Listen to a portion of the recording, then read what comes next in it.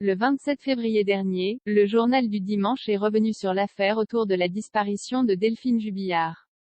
L'occasion pour le célèbre hebdomadaire de partager un riche état des lieux sur cette affaire judiciaire qui intéresse les Français depuis le départ. Évoquant l'hypothèse du crime, nos confrères se sont alors concentrés sur les raisons qui auraient pu encourager Cédric Jubillard à tuer son épouse avec qui il était en instance de divorce. D'après les juges, le mobile du crime supposé pourrait ainsi être la détresse d'un mari trompé, en instance de divorce, qui ce soir-là se serait rendu compte que son épouse lui échappait définitivement, rapporte le magazine dans leur dernière édition. Un crime passionnel qui serait alors motivé par les nombreuses crises de jalousie de Cédric Jubillard. Cédric Jubillard trompé par son épouse.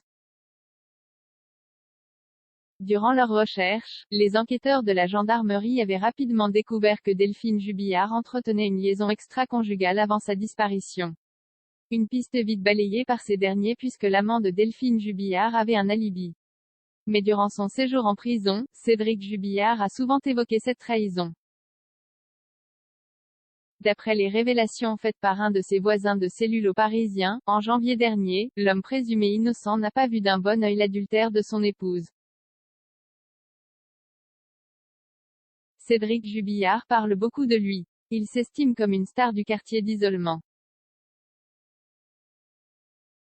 Dès qu'on parle de lui à la télévision, il l'annonce à tout le monde au quartier, avait-il d'abord fait savoir aux gendarmes. Et d'ajouter, il se dit être le plus grand cocu de France.